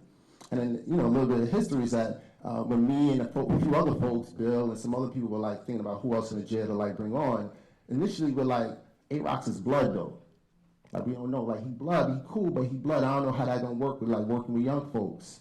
And we were integral about what we were putting together and what we were building. But we actually had, people don't think about it. We sat down and we spoke with A-Rod. He was like, yo, we know what you're involved, what your label is, but we see you as you, and we want to know how much you really about this work. And as you've seen him come out, us come out and see the fruits of that program, and him not working within the Department of Probation, impart, experiences and some of that love and some of that credibility onto other folks. But once again, we were inside plotting on this in a space where most folks think nothing was good. And I think that when you think about credible messengers, when we don't have, when we're not in the workplace, when we're walking down the streets, people look at us and don't think like nothing can good from where you're from. You're in Harlem, you're in South Bronx, you in Bed-Stuy, wherever you at. But literally, this credible messenger experience, these folks have been there. We've just been in a place where we've professionalized it. And I think that's important as we continue to evolve. Like it's so evolution that's necessary in terms of professionalizing it. But I think that we have the underpinnings of it and the foundation of it is where the value lies. So I mean, the history is there. It's just a matter of like, where do we go from here with it? And I think we're going good when we see folks like Manny and went them down there. I just got to say this one last quote, because it's like Manny quotes, and I'm gonna pass it on. He said, I was the trauma, I was the drama, now I'm the cure. You dig what I'm saying? So like, man, you got a whole bunch of quotables say, I don't know if you're a poet on the low or whatnot. Yeah, really. Somebody better tweet that. No, go ahead and tweet that. All right, so again, I'm switching back and forth here. That's, I don't know what it comes from. I'm one side, the other side. Maybe it's because I'm biracial. I'm just, seeing both sides of the issue. But I believe so much, right, in the organic nature of the work, the people who did this without funding, from the heart, from mission. But on the flip side, when we look at justice systems and we say, what's your commitment to this work? Oh, we're all about the community. It's kind of about, you put your money where your mouth is. And so I want to ask you, Anna, as you look at probation's funding portfolio and what the department has decided to invest in programmatically, how does credible messenger work show up in terms of program allocations, dollars, staff positions? What's that look like for you guys? Yeah. Right now we have a list what we do, but then I'll tell you a little more about the funding and the sort of limits to. For now, we keep working at it. That we have. So we have our arches you've heard about, right, from the young people who spoke before. Arches is our transformative mentoring program. It's a group mentoring that the title doesn't tell you anything, because they live, breathe, and exist. Our credible messengers who do the mentoring. And this work is incredibly important to us. We have had it funded for a few years, and now it is an official part of our budget, which it has its advantages and disadvantages. Trust me, when it comes to this in the city, but we are absolutely committed to this and to making it last for as long as probation lasts. There's been an adaptation of arches into the Mayor's Action Plan for Neighborhood Safety called Next Steps, which is in the 15 NYCHA developments where this initiative is operating. And the goal of the initiative is to make the 15 NYCHA developments safer, friendlier, more habitable, and more connected, in terms of a community, more. And so that just started very recently, and it is for young people who are not on probation, but live in those neighborhoods. And so that is funded through a different funding stream, but we manage the project, basically. And we are constantly learning from arches to make sure that we can do next steps in the right way, because it's slightly more preventive, if you will. The goal of it is to prevent people from coming into the system or cutting it off at the pass as soon as possible, right? And so that is not officially part of our budget. We have, in the juvenile justice world, we have AIM, which it stands for Advocate advocate, intervene, and mentor. And it is loosely based on the youth advocate program that started in Pennsylvania. And it's an actual sentence. People get sentenced to this in family court. And so we work closely with the mentors that are also credible messengers. That's part of the contract. So part of what we've done also is include this as a requirement of almost every contract we have for a program, that the people that get hired by the agency that is getting the contract has to employ credible messengers and has to have a certain number of people also on staff who have criminal backgrounds, to make sure that there is hiring for people coming out of the system. Also in family court, we have the fabulous parent coaches, and we have our Janet Bocanegra here, who is one of the leaders in this field. And so parent coaches are parents, obviously, who have had experience of having children in the system or otherwise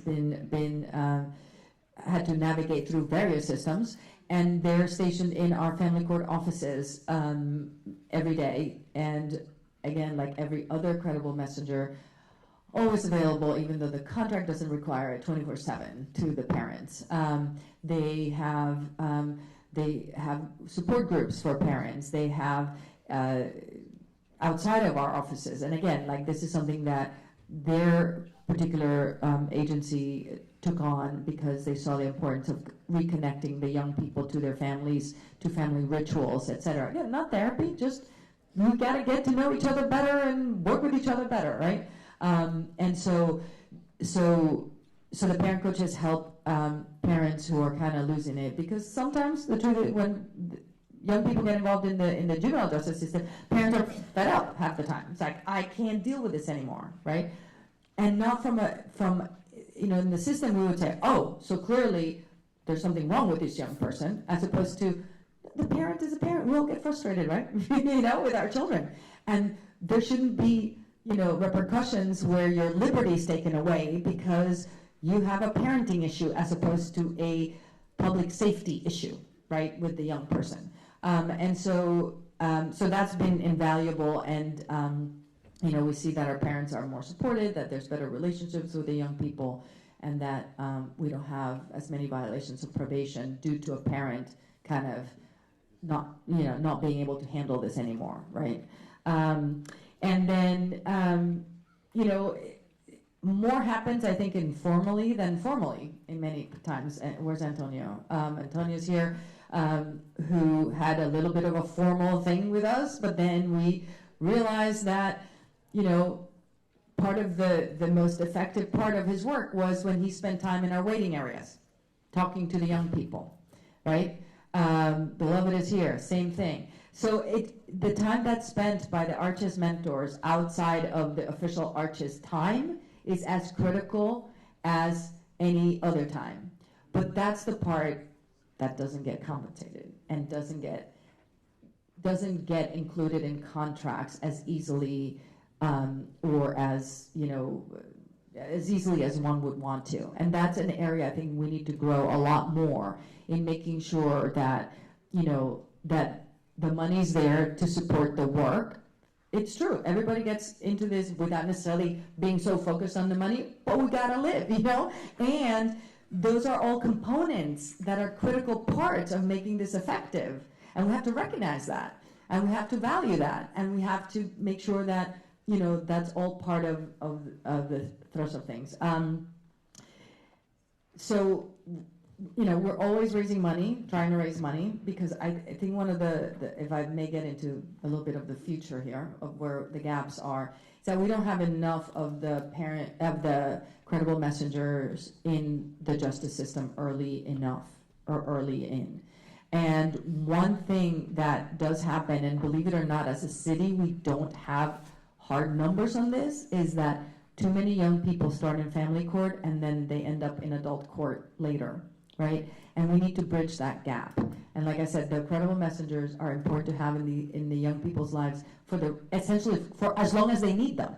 Right, it can be time driven. So imagine starting a credible messenger connection towards the end of a kid going through family court probation, and I'll talk later, even before that we need to start, but in our world, and then have it start and continue beyond probation. But the problem is, like, we're going to fund that. It's not a criminal justice initiative. It's not a CBO initiative, right? So the whole thing of where is the support from a financial perspective, becomes a challenge, and that's something that we really need to tackle at some point.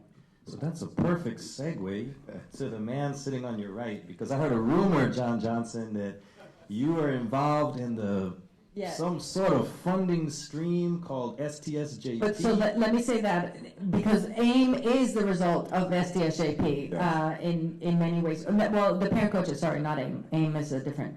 But parent coaches are, and other credible messengers initiatives we have. So STSJP has been a tremendous source of support for us. And so I want to ask Mr. Johnson over here, as we grapple and we're thinking future again a little bit, but as we're thinking about raise the age and everything is changing and there's going to be more young adults in the justice system and we're trying to keep them out of detention and trying to keep them out of placement, how is OCFS thinking about community reinvestment in the most impacted neighborhoods, and what does that look like in the context of STSJP? Well, I mean, I can't speak on what's going to happen with raise the age, because our upper level administration are still trying to figure that out. But as it relates to like supervision and treatment services for juveniles, we've already announced and put out to all of the counties in New York State a new continuum, and it does speak to what you were talking about, Anna, which is that we address with that programming, that particular almost $8 million worth of programming.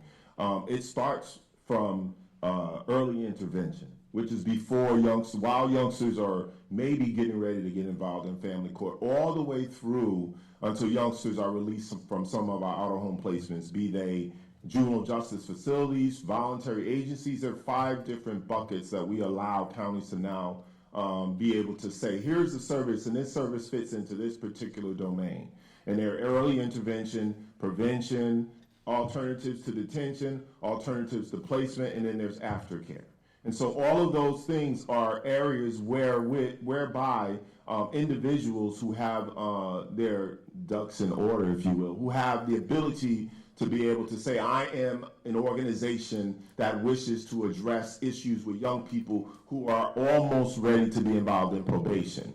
And then I want to be a part of this process. You would have to go through your individual counties. In New York City, that's one large county, but all of them would have to be able to be coming under the county system, because we give the money to the counties and the counties give the money to programs, right? And for us, the most important thing that I think about when we talk about credible messaging, messengers, and any kind of work that deals with young people is that I'm a real, when I work with Casey, we got drilled into us that you got to see results, right? You got to see results. If you give out $1, you want to see. Now, if I go to a store and I want a bag of chips, I got to give them $1 to get my chips. But if I keep giving you $1 and you don't give me any chips, am I going to still give you my dollars?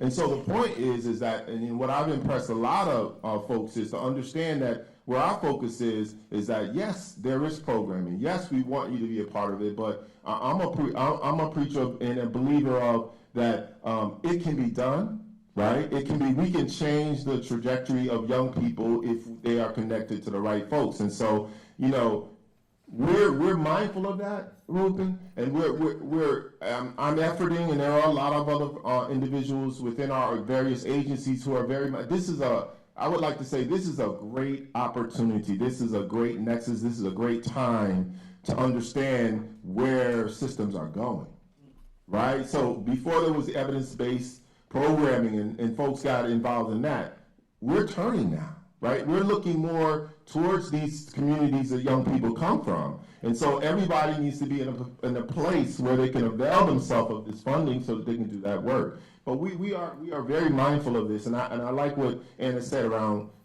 the continuum doesn't start on the end where young people are real older, because those older young people probably started in the system when they were real young. Right, and so we want to start to address issues when they're real young. And now, what kind of credible messengers do we need for those young people? So we're imagining, right, even this potential community reinvestment strategy. If we're thinking about right now, both city and state are paying over $1,000 a day to keep a young person in a cage. And you think about, what if we put $1,000 back into the community, right? What would happen with that?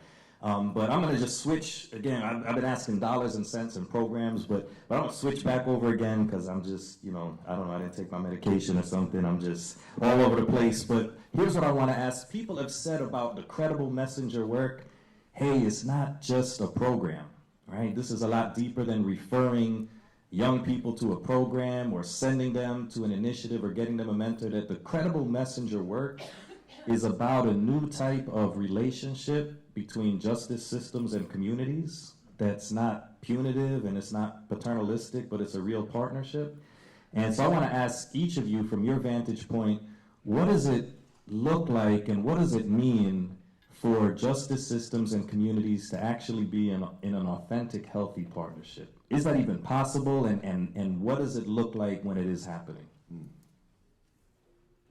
It looks like communities in the city that already have it, right? I mean, I think what we're talking about is people in certain communities, like this investment happens in certain communities in this country already. And you can think about where those countries, they may seem like a different country, where those communities are. It looks like literally investing in the humanity of people in these communities. I gave a talk the other day, a TED talk the other day, and I speak about like literally investing in the humanity of people, and that's literally that's what it is. We're investing in the ability and the potential and the capacity of people in their own communities, like to empower themselves. I don't think that's like some sort of I don't think that's a new idea. I think it's a new idea for the communities that we're speaking about, right? But I don't think that's a new idea. I'm gonna kind of like give like a shout out, but also yesterday, hip hop icon Prodigy from Mobb Deep died, and outside of his music, people don't know that he wrote a cookbook about like healthy eating in prison, like commissary, study about in commissary, how to eat healthy. And the reason I'm sort of like inserting him in that into the conversation and into the credible messenger conversation, because like with that experience, somebody who had health issues, he had sickle cell, suffered with it badly, his life, he had to figure out like how to sort of like readjust his health, readjust his diet, and sort of like invest differently in himself. And then by doing that, he sort of invested in other folks by writing that book about like how if you have people in prison, this is how they can like make good out of the food that they have inside and live and eat healthily. So we're thinking about communities, sort of like transitioning that into like what does it look like in our communities. It literally looks like investing in the experiences of people within these communities to affect positive change in their communities for healthier living conditions. That's what it looks like. That's exactly what it is. And there are models that exist. That we can build on, but we can build on in conjunction with the people from these communities. I think it's like that they're centered in it. That these folks are centered, as you mentioned, those close to the problem, close to the solution. As Glenn Martin is right up the block. He's known for saying that those close to the problem looks like solution. So I'm a bookended my comments with this.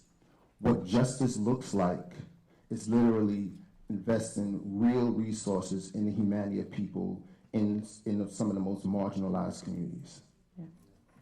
Yeah, I totally agree with you. To tweet that too. Yeah. But I think so to be able to work well, with a justice system. I mean, there's so many components of the justice system, but I'm just going to talk about probation. It does require a change of mentality, frankly, or leadership in such institutions to really focus on people's humanity, because this justice system is not known for humanitizing people, as opposed to the other way around, right? And so we need to have that, to be able to work together and to be able to share power, frankly, the power of connections, because we have to acknowledge the expertise, if you will, the insight, the connection and power of transformation of a credible messenger that does not, quote unquote, compete with the same power of transformation, potential power of transformation, but authority of the probation officer, right? And so we have been able to do that, I think, fairly well, not in all time, not every time, as many of the credible messengers will tell me, I'm sure, at some point.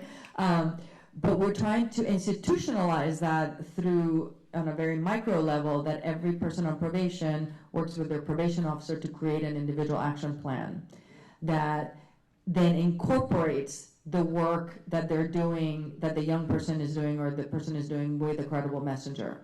And in fact, the system is automated, and so we have, everybody's supposed to have identified a circle of care or a circle of influence in their life, and the credible messenger is expected to be on that list if they're connected. And then there's tasks and action steps that can be assigned to the credible messenger and to the young person on probation and to the probation officer, because they're all part of the circle of influence. So it's recognizing this existence within a community. That community is very broad, and that has to be used intentionally as part of this. So it allows then the, sort of checks and balances of then a supervisor saying, well, how come, Makiba's not on the list of your circle of influence and she's been working with so-and-so for a long time, right? And so those are the kinds of things that we're trying to do at the very, on the ground level, to be able to, make this work as a partnership. And then, of course, the center is the other amazing thing, because we have to create our own evidence. There's all evidence-based practices, don't get me started on that. So, and we have a theory behind the practice. It's not like people show up and say, oh, just because I've been in the system, I can be, a credible messenger, right? We have a theory behind the practice. We have a way we do it. We have, rituals and practices and all that make a difference. And so I think it's really important to have this three-pronged piece of a, practitioner in the system, a system player, and an intellectual and academic institution. And so we really, really are looking forward to working this and really expanding, both the evidence that we'll gather, the practice that we'll see across the country and not just in New York. So I'll stop there.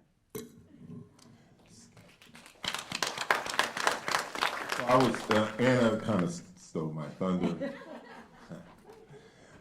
When she talks about power, and being that I've supervised many individuals and worked in my own office and worked in other people's offices, I think that whenever you come into a work that has a lot of folks actually trying to undertake it, you have to understand power, right? So in a like Anna was saying, if you have a probation officer or a CMSO aftercare worker or whomever who has a responsibility for a case, and then you have credible messengers who are involved in that case work, there has to be understanding of power. You have to be able to transfer power, empower people to do the job that you want them to do. But the flip side of that is that with power, there's expectation, right? So and so if you have if you've been given the responsibility to work with young people, our expectation, I'm kind of a taskmaster, I guess I am. But the thing is that if you've been given that ability and that opportunity to work with young people, then how we get the evidence is by folks seeing that and understanding and empowering a person to go out and work with young people. Young person, help them to navigate the system, help them to do things that are in their best interest. You start to see positive results. Those positive results is what we take and then say, look, we gave 20 kids to this particular individual, and of those 20 kids, 19 never went back. That for me is gold. And I know Clinton would say the same thing. That is gold, because then I go to my people and I say, look, this is what I got. I need more. Right, and so that's an important thing. But in that office environment, you have to understand role, right? So everybody has a particular role. If you are a case manager or responsible for that young person, I have a different role than a credible messenger would have. I need to walk in my office, and they need to walk in their office. And how do you get that person to walk in that office is, like you said, the training is important to understand the system, because whenever I think about credible messenger, I often think people think about it as I am credible to the young person, right? I have authenticity. That person knows where I came from. When I cry about some issue that I'm dealing with that has to do at home, that person, you can look in their eyes and say, that person understands what I'm going through right now, right? And then you can move past that point. I'm also thinking about credible messenger as credibility to the system, because the system is alive. It is an organism. I don't know if folks understand that. It has been around for a long time. There are requirements, there are policies, there are standards. And so the credible messenger needs to understand, their credibility is important, both going up and going down. Right? And so that's the one thing that I will talk about. When I had a young person in my office who did this work for me, we didn't call it credible messenger, who did this work, I was mindful to help that person understand how the system worked, right? What are the terminologies, right? How do you act in a family court setting? How do you act in a governmental setting? All those things are important, because once she got wind of that or understood that, then I would be like in meetings and I would just be quiet and she's going forth, right? And it was wonderful to see, but you have to give people the tools in order to do the job that they need to do. All right.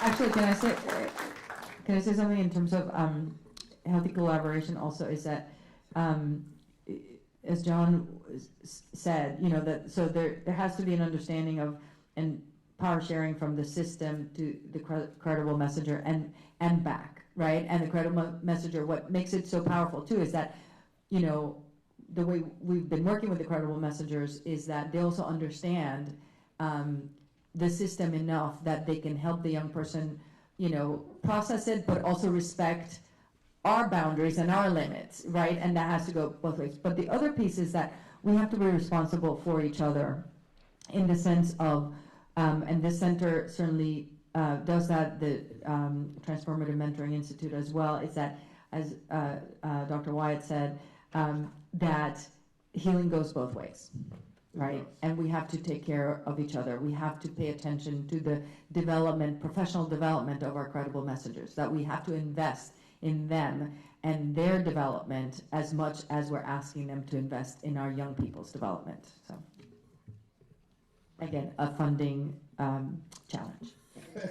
No, it's true. It is. No, I wish I had all the money in the world to do it. But that is a difficult thing for, to have funded in a consistent way. All right. So I want to thank our panel for this wonderful conversation. Hopefully we've set the stage for what credible messenger work is all about. There's a wonderful day in front of you, and just to sum it up, I'm reminded that in this work, we're doing a work where the power of the universe, the spirit, chose the things that are considered weak to shame the strong, chose the things that are considered foolish to shame the wise, chose the things that were considered nothing to nullify the things that are. And so we're in the midst of a great reversal, a great turning around where the very thing that was once defined as the problem has now become the solution. It's our job to figure that out together. So thank you. God bless you for being here, and we look forward to a wonderful rest of the day.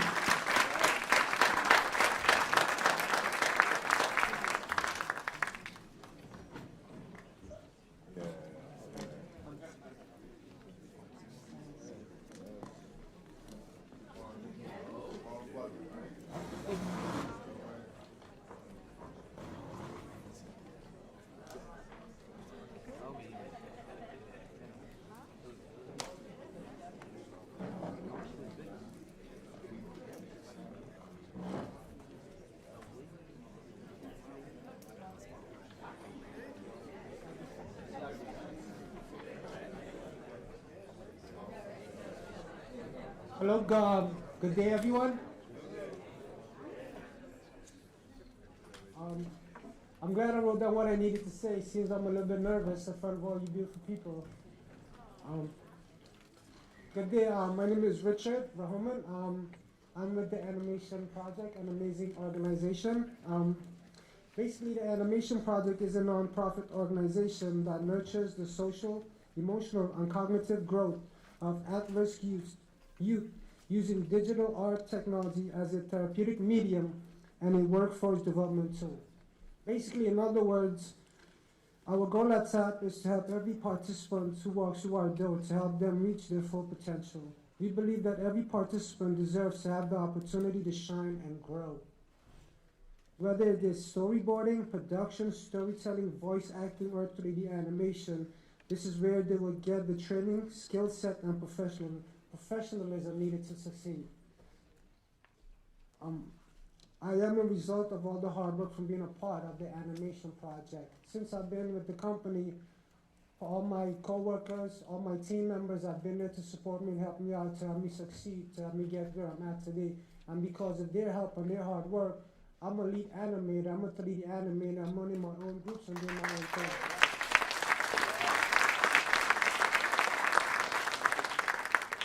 Right about now, I love my company and what we do, and we're hoping to get as much participants in our door and help them reach their full potential, just like how I reach mine.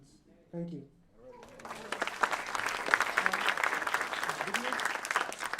Cool. I'm sorry, this is my coworker Lyndon.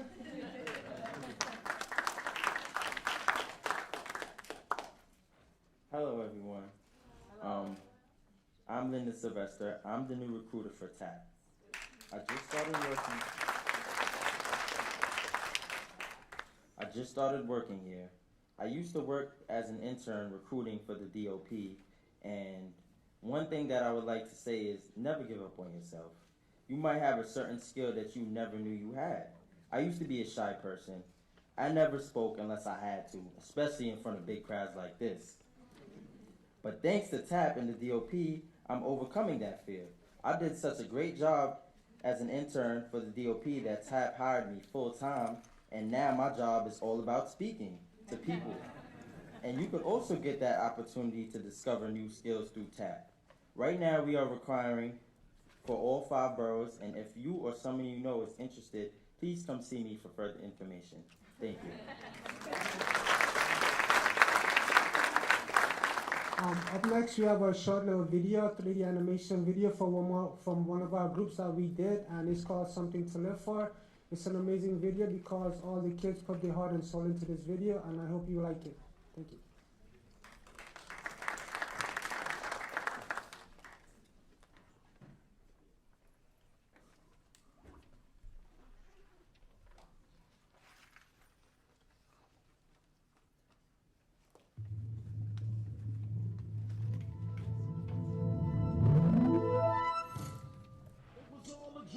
I used to read Word Up magazine, Salt and Pepper and Heavy D up in the magazine. Why is the principal calling me again for the same issues? I don't know. I guess you don't like me.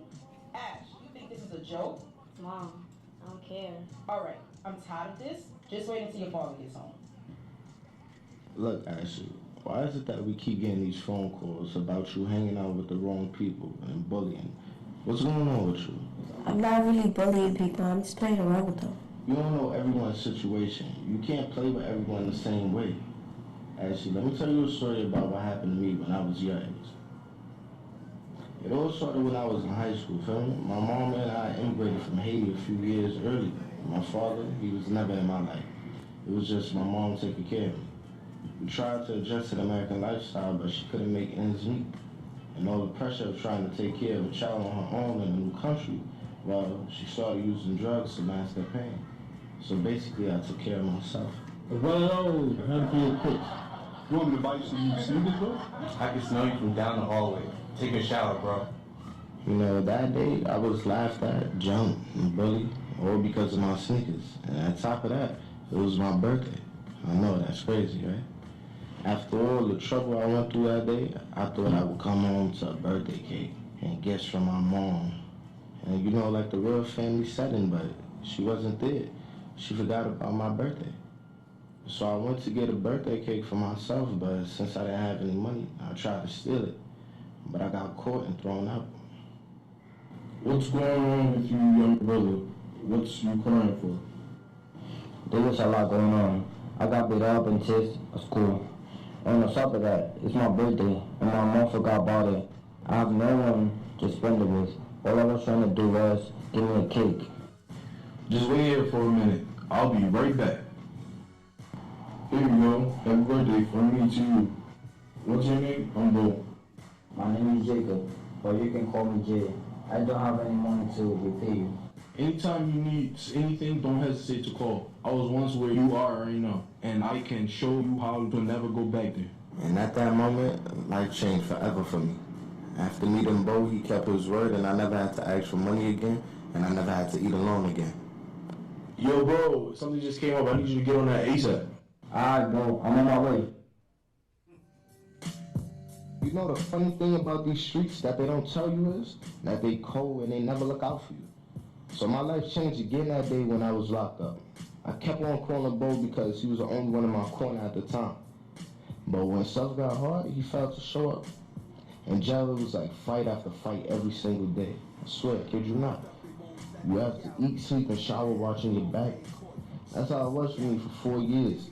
And then one day I got the worst phone call of my life. I had found out my mom had OD'd off the stuff that I used to sell. And to top it off, the person who sold my mom the drugs is the person who also showed me in the way of life. And at that moment, I realized that life ain't ending, and it was time for me to start taking it more seriously. Because I didn't want to spend the rest of my life in jail or end up like my mom and dad. I felt like I had to do better myself. After I left the state pen, I found myself at Penn State. I got an education and I graduated. Wow, Dad, I'm shocked you went through all of that. I didn't know that hanging out with the wrong kind of people and bullying can have so many effects. Well, now you know. And the point is, think about how you treat people and who you surround yourself with. Think of the consequences that can happen to you. So what's your plan on moving forward?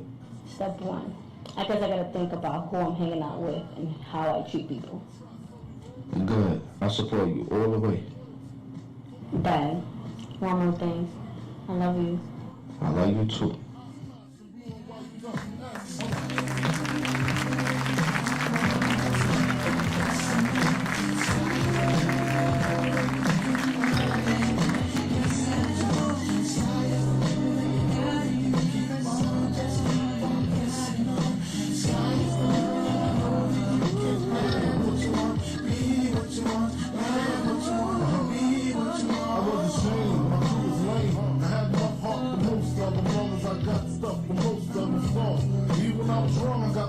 They depicted me the boss. Of course, my heart is about to make the world go round. But my homegirls now start stacking. Dabbles in nickname Medina makes me so familiar. From gym class, all love, passed off and roller. Kids see like Joe. Getting larger and wasted. Thank you guys, I just want to say a few words. Just in case, keep it at the tip of your melon. Clear the space. Your brain was a terrible thing with waste. 88 wrong gates, snatch initial nameplates. Look with real life beginning. So I don't know if you guys saw the credits of that, how many kids actually worked on that. It's kind of amazing. So I'm Brian Austin, I founded the animation project. And before I say anything, it would be nothing without guys like this. And there's not any females up here, but we have girls in our groups too. But just to give these guys another round of applause. So they're the reason we show up for work every day. But I just wanted to say just a little bit more about the group. So the way our group works is we show up with computers and a therapist in the room, and we rely on the participants to tell their story, whatever story they want to tell. We'll help them tell it.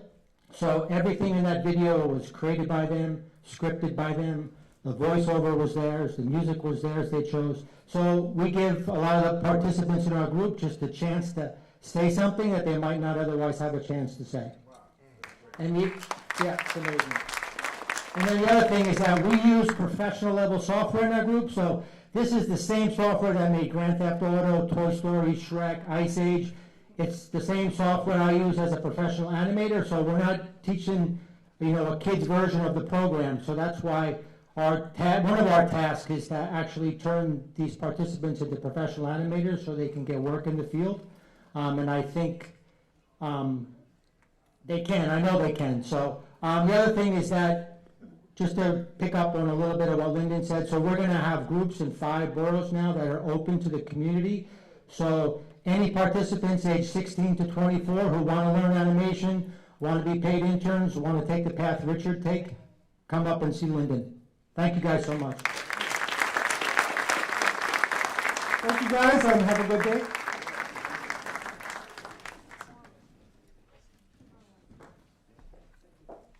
Thank you so much. Close to afternoon, good morning still.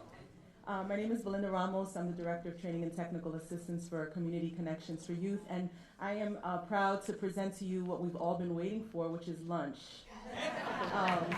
So there's a couple things. There's a card there, so if you just have already been thinking about it this whole time, you probably have already made a decision about what you want. So when you go out into the lobby, there's going to be a couple stations there where you can enjoy what's being offered. And so then after this afternoon, we're going to come back right at, what time are we coming back from lunch? 12:30? Yes, so at 12:30 we come back. It's a beautiful day. So it's open outside, so we welcome you to take lunch and to network with folks that are here. We're meeting folks for the first time that are doing the work. I know I am, and so it's really exciting what's happening, and I know that there's just an itch to get talking about some of the things that we heard this morning. When we come back, we're going to start sharp at 12:30. We're going to come back into this space, and then Maurice is going to be moderating a session on what credible messengers do. Okay, so enjoy lunch, and see you back in 45 minutes.